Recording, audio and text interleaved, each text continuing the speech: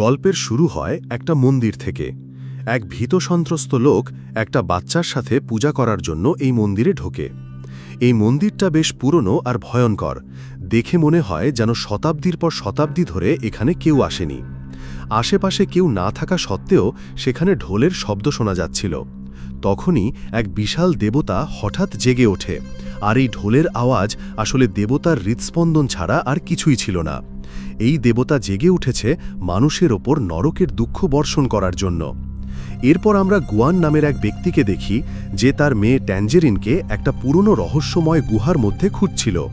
তার মেয়ে গুহার গভীর থেকে জোরে জোরে চিৎকার করছিল, আর তখনই গুয়ানের সামনে এক তীব্র আলোর রূপে দেবতা আবির্ভূত হয়, যে তাকে সামনে এগোতে বাধা দেয়।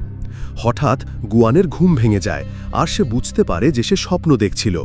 তার মেয়ে ট্যাঞ্জেরিন ৬ বছর আগে অপহৃত হয়েছিল, আর আজও তার কোনো খোঁজ মেলেনি।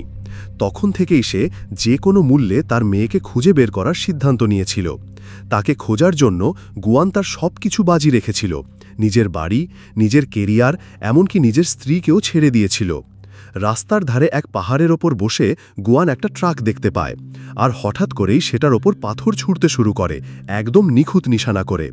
এই পাথরের আঘাতে ট্রাকের উইন্ডশিল্ড ভেঙে যায়, আর ট্রাকটা দুর্ঘটনার শিকার হয়।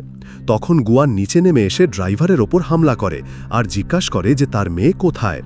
তখনই ড্রাইভারের সঙ্গী গুয়ানের মাথায় জোরে আঘাত করে, যার ফলে সে সেখানেই আহত হয়ে পড়ে যায়। ড্রাইভার আর তার সঙ্গী কোনো মতে পালিয়ে যায়। কিছুক্ষণ পর যখন গুয়ানের জ্ঞান ফেরে, তখন সে ট্রাকের পেছনের দরজা খোলে আর দেখে যে ভেতরে অনেক বাচ্চা খাঁচায় বন্দী আছে।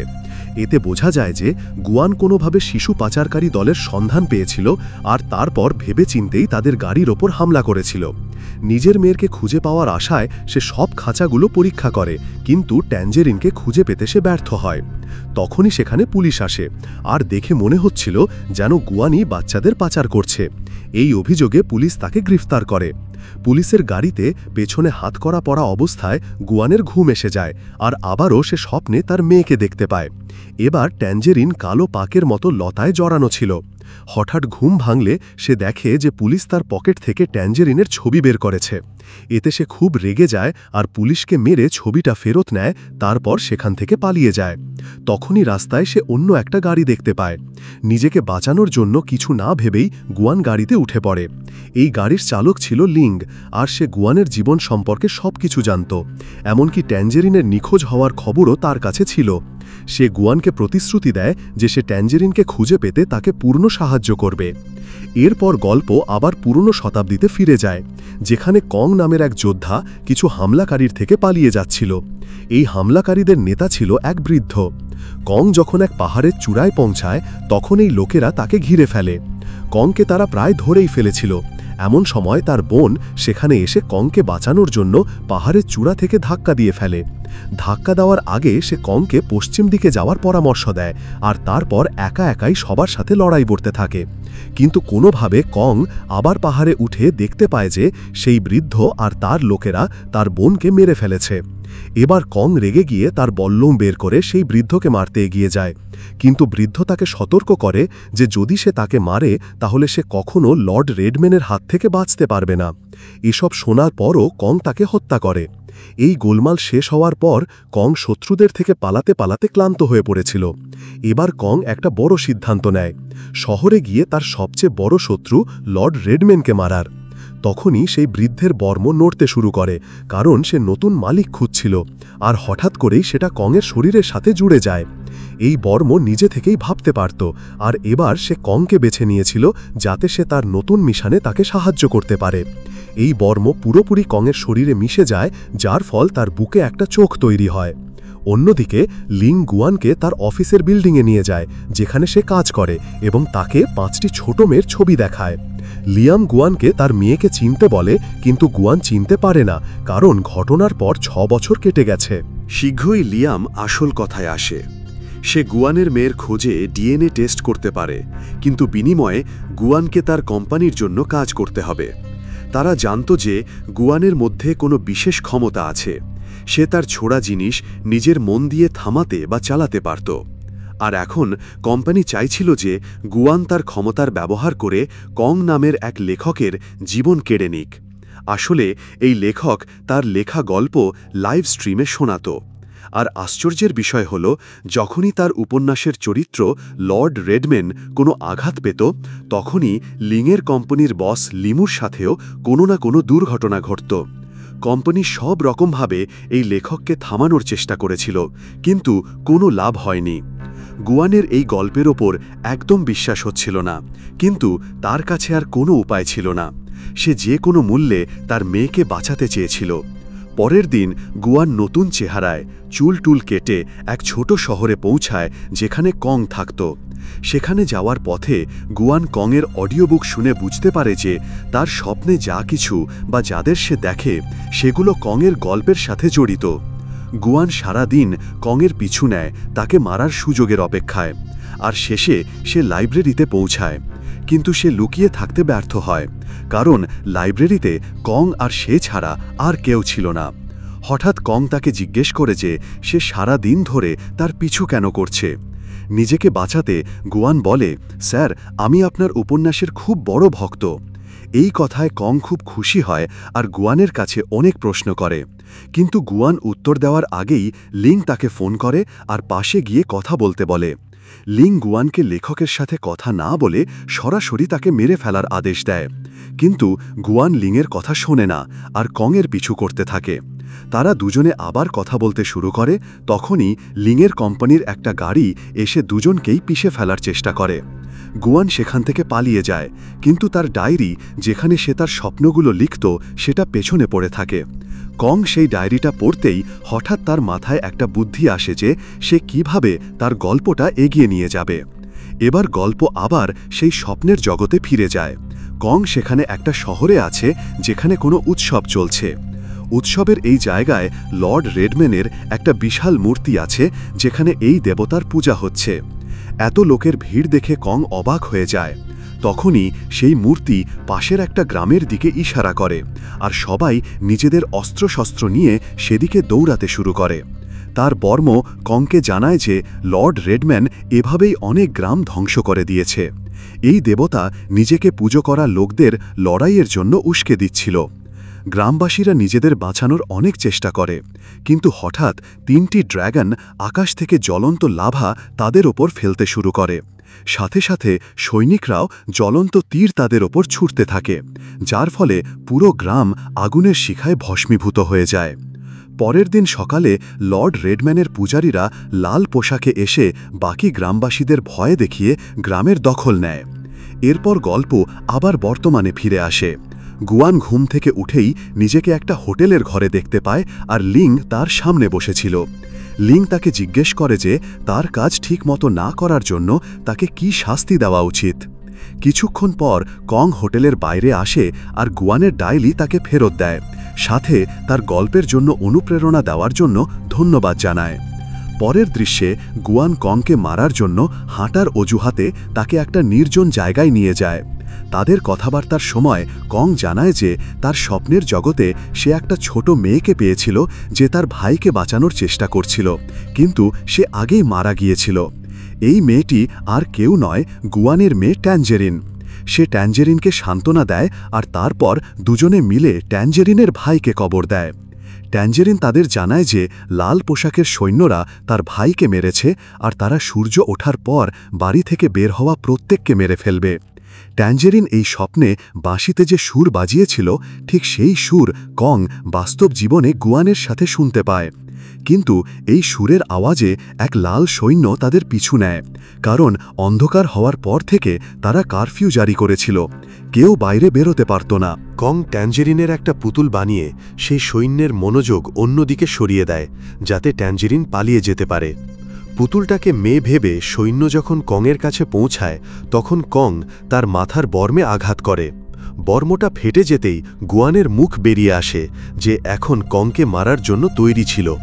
কিন্তু যেই গুয়ান কংকে মারতে যাবে, তখনই ট্যাঞ্জেরিন আবার সেখানে এসে গুয়ানের মনোযোগ নিজের দিকে টেনে নেয়, কিন্তু এবার কেন জানি সে নড়তে পারছিল না। এই সুযোগে কং আর ট্যাঞ্জেরিন সেখান থেকে পালিয়ে যায়। বাস্তব জগতে কং এসব লিখছিল, তখনই গুয়ান পেছন থেকে তার কাছে আসে। গুয়ানের স্বপ্নে সেই দৃশ্যগুলোই ফুটে উঠেছিল, যা কং এইমাত্র তার উপন্যাসে লিখেছে। গুয়ান পাথর তুলে কংয়ের উপর হামলা করে, যার ফলে সে অজ্ঞান হয়ে যায় আর একটা গর্তে পড়ে যায়। সে সেই সুরটাই গুনগুন করতে করতে কংয়ের ওপর শেষ আঘাত হানতে এগিয়ে যায়, যেটা কং তার উপন্যাসে লিখেছিল। কিন্তু তখনই রাস্তার মাঝখানে সে একটা বাচ্চার আওয়াজ শুনতে পায়, যে সেই একই সুর গুনগুন করছে। কিন্তু এই সুরটা সেই বাচ্চা কিভাবে জানত? এটা তো গুয়ান শুধু তার মেয়ের জন্য গাইত। গুয়ান সেই বাচ্চাটিকে জিজ্ঞাসা করতে চায় যে সে এটা কোথায় শুনেছে। বাচ্চাটি ভয়ে সেখান থেকে পালিয়ে যায়, আর তার পিছু করতে করতে গুয়ানের মনে হয় যেন সে উপন্যাসের সেই লাল সৈন্য, যে ট্যাঞ্জেরিন আর কংয়ের পিছু করছিল। যাই হোক, ছেলেটা তো সুযোগ পেয়ে পালিয়ে যায়, কিন্তু তার পিছু করতে করতে গুয়ান ভুল করে একটা ছোট পার্টিতে পৌঁছে যায়। আশ্চর্যের বিষয় হল, এই পার্টিতে গুয়ান ট্যাঞ্জেরিনের অপহরণকারীকে দেখতে পায়, যে তার কিছু বন্ধুর সাথে পার্টি করছিল। তাদের মধ্যে সঙ্গে সঙ্গে মারামারি শুরু হয়ে যায়, আর গুয়ান তার ক্ষমতা ব্যবহার করে তাদের হারিয়ে দেয়। সে অপহরণকারীকে জিজ্ঞাসা করে, সত্যি বল, আমার মেয়ে কোথায়? ভয়ে অপহরণকারী সত্যিটা বলেই ফেলে। জানা যায় যে ট্যাঞ্জেরিনকে অপহরণ করার সময় তাকে একটু বেশি পরিমাণে ড্রাগ দেওয়া হয়েছিল, যার ফলে ট্যাঞ্জেরিনের মৃত্যু হয়। এরপর অপহরণকারী তাকে বস্তায় ভরে পাহাড়ের এক কোণে পৌঁছতে ফেলে দেয়। নিজের রাগ আর কষ্টে পাগল হয়ে গুয়ান তার গলা টিপে তাকে মেরে ফেলতে চায়, কিন্তু তখনই লিং সেখানে এসে গুয়ানকে অজ্ঞান করে নিজের গাড়িতে তুলে নেয়। যখন গুয়ানের জ্ঞান ফেরে, তখন সে লিংকে বলে যে সেই অপহরণকারী বলছিল যে সে তার মেয়েকে মেরে ফেলেছে। লিমু, যে লিংয়ের বস, এসব কথা শুনছিল, আর সে লিংকে আদেশ দেয় যে গুয়ানকে যেন বলে যে তার মেয়ে মারা যায়নি, অপহরণকারী মিথ্যে বলছিল। কিন্তু লিং নিজের লাভের জন্য গুয়ানের কাছে এত বড় মিথ্যে বলতে দ্বিধা করছিল। এবার গুয়ান লিংকে বলে যে সে কংকে মেরে ফেলবে, তার চিন্তা করতে হবে না, তার শুধু সেই অপহরণকারীকে চাই। সে তাকে নিজের হাতে মারতে চায়, পুলিশের হেফাজত থেকে তাকে বের করে আনতে বলে। এরপর আমরা দেখি যে লিংয়ের বস তার ওপর বেশ রেগে আছে, কারণ সে তো লিংকে বলেছিল যে বলতে যে তার মেয়ে বেঁচে আছে, কিন্তু লিং এতটা নিচে নামতে চায়নি। সেই কাল্পনিক জগতে কং আর ট্যাঞ্জেরিন সেই লাল সৈন্যের থেকে বেঁচে শহরে এসে পৌঁছায়, আর তারা এই লড়াইয়ের কারণে অনেক লোককে অকারণে মরতে দেখে। তারা দুজনে ট্যাঞ্জেরিনের বাড়ি পৌঁছালে জানতে পারে যে ট্যাঞ্জেরিনের বাড়ির লোকেরা কিছুদিন আগে মারা গেছে, কারণ তারা কারফিউয়ের সময় বাইরে বেরিয়েছিল। তারা কথা বলছিল, তখনই লর্ড ভেডম্যানের কিছু অনুগামী সেখানে ঢুকে তাদের দুজনকে মারার চেষ্টা করে। কং ট্যাঞ্জেরিনের জীবন বাঁচানোর জন্য হঠাৎ সামনে ঝাঁপিয়ে পড়ে, যা তার বর্মের কাছে বেশ অদ্ভুত লাগে। বাহ, হিরো সাজছিস তুই!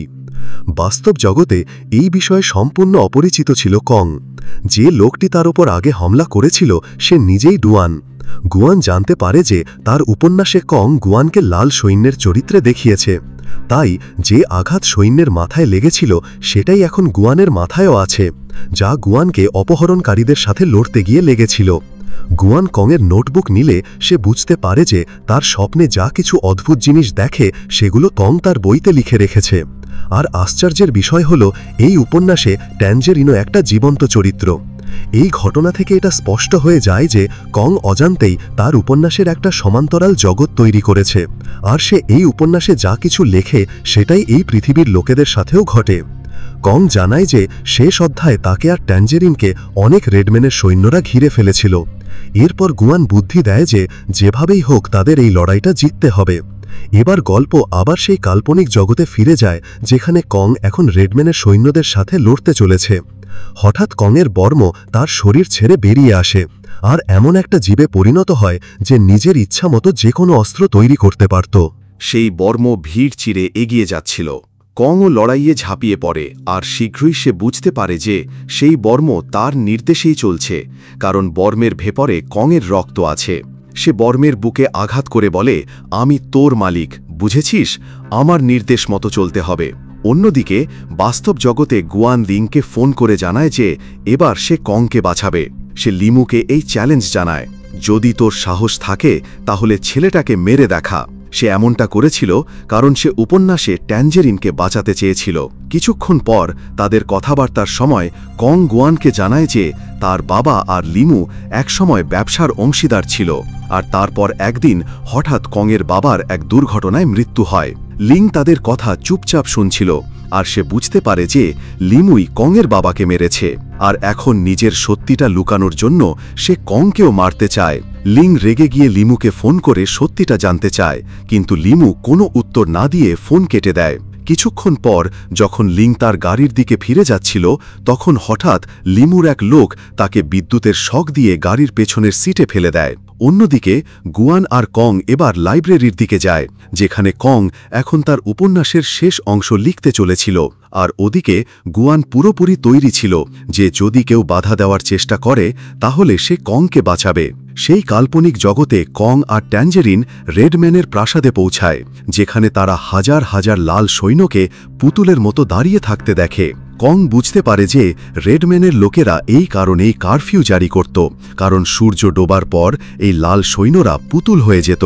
এই সময় হঠাৎ লিমুর গুন্ডারা লাইব্রেরিতে পৌঁছে যায়, আর গুয়ান তার ক্ষমতা ব্যবহার করে তাদের মোকাবিলা করে। কিন্তু লিমুর এক গুন্ডার কাছে বিদ্যুৎ নিয়ন্ত্রণ করার ক্ষমতা ছিল। সে গুয়ানের ওপর জল ছুঁড়ে তাকে মেঝেতে ফেলে দেয়, আর ভেজা মেঝে দিয়ে তাকে জোরালো বিদ্যুতের শক দেয়। গুয়ান সরাসরি তার সাথে লড়তে পারছিল না, তাই সে লুকিয়ে পড়ে। সে সুযোগ বুঝে রাবারের গ্লাভস পরে তার ওপর হামলা করে, যাতে বিদ্যুতের শক না লাগে। তারপর গুয়ান অন্য এক হামলাকারীর মুখোমুখি হয়, যে বেশ শক্তিশালী ছিল, আর গুয়ান তার শক্তির সামনে টিকতে পারছিল না। তার ভাগ্য ভালো যে লিং কোনোভাবে নিজেকে ছাড়িয়ে তার সাহায্যে এসে পৌঁছায়। এবার তারা দুজনে মিলে হামলাকারীকে মোকাবিলা করে আর তাকে মেরে ফেলে।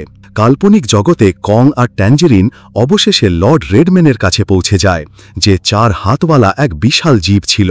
এখানে জানা যায় যে কং আসলে রেডম্যানের ভাইয়ের ছেলে, যাকে রেডম্যান অনেকদিন আগে মেরে ফেলেছিল। এই গল্পটা বাস্তবতার সাথে একদম মিলে যায়, কারণ লিমু কংয়ের বাবাকে মেরেছিল, আর তারাও ভাইদের মতো ব্যবসার অংশীদার ছিল। এটা জেনে কং খুব রেগে যায়, আর সে রেডম্যানকে লড়াইয়ের জন্য চ্যালেঞ্জ করে। বাইরে গিয়ে রেডম্যান কংকে একটা গাছ দেখায়, যেখানে তার বাবাকে কবর দেওয়া হয়েছিল। লড়াই শুরু হলে সেই বর্ম আবার একটা জীবের রূপ নেয়, যাতে তারা দুজনে মিলে রেডম্যানের মোকাবিলা করতে পারে। কিন্তু তারা দুজনে মিলেও রেডম্যানের কিছুই করতে পারছিল না। যেই রেডম্যান আহত কংকে মারতে যাবে, তখনই ট্যাঞ্জেরিন তার বাঁশি দিয়ে সেই সুরটা বাজাতে শুরু করে, কারণ তার বাবা তাকে শিখিয়েছিল যে যখনই সে বিপদে পড়বে তখন এই সুরটা বাজাবে। কিন্তু রেডম্যান এতে আরও রেগে যায়, আর সে ট্যাঞ্জেরিনকে ধরে নিজের পেটের মধ্যে গিলে ফেলে। বাস্তব জগতে এক তৃতীয় গুন্ডা লাইব্রেরিতে ঢুকে কংকে ছুরি মেরেছিল, আর এই ঘটনার খবর কেউ পায়নি। শীঘ্রই গুয়ান আর লিং তাকে খুঁজে পায়, আর এই তৃতীয় হামলাকারীকেও মেরে তারা তাড়াতাড়ি কংকে হাসপাতালে নিয়ে যায়। গুয়ান কংয়ের ল্যাপটপে গল্পটা দেখে ভাবতে থাকে যে এই উপন্যাসটা কিভাবে শেষ করা যায়। তখনই লিমু ঘরে এসে জানায় যে তার পরিকল্পনা ছিল কং আর গুয়ানকে একসাথে মারা, যাতে দেখে মনে হয় যে দুজনে একে অপরকে মেরেছে। এই পরিকল্পনা একদম সঠিক ছিল, কারণ পুলিশ কংয়ের উপন্যাসে ট্যাঞ্জেরিনের নাম পাবে, আর এরপর গল্পটা সহজেই তৈরি হয়ে যাবে যে গুয়ানের সন্দেহ হয়েছিল যে কংই তার মেয়েকে অপহরণ করেছে। এই চক্করে সে কংকে মেরে দেয়। এবার লিমুকে কংয়ের কম্পিউটারটা চাইছিল, কিন্তু গুয়ান তাকে দিতে অস্বীকার করে, কারণ এবার সে গল্পটা শেষ করবে। ওদিকে সেই কাল্পনিক জগতে যেই রেডম্যান কংকে মারতে যাবে, তখনই হঠাৎ এক লাল সৈন্য এসে রেডম্যানের ওপর মেশিন গান দিয়ে হামলা করে। এই গুয়ান ছিল যে তার মেয়েকে বাঁচাতে এসেছিল। সেই মেশিন গানের হামলায় রেডম্যান আহত হয়। ওদিকে কং হিসেব করে বের করে যে রেডম্যানের কপালে একটা অস্ত্র ঝোলানো আছে, আর সে সুযোগ বুঝে সেই অস্ত্রটা টেনে বের করার চেষ্টা করে, এই ভেবে যে হয়তো এটাই রেডম্যানের দুর্বলতা। লাল সৈন্য তাকে এটা টানতে সাহায্য করে, আর এই অস্ত্রটা টানতে টানতে তারা রেডম্যানের পুরো শরীর চিরে ফেলে।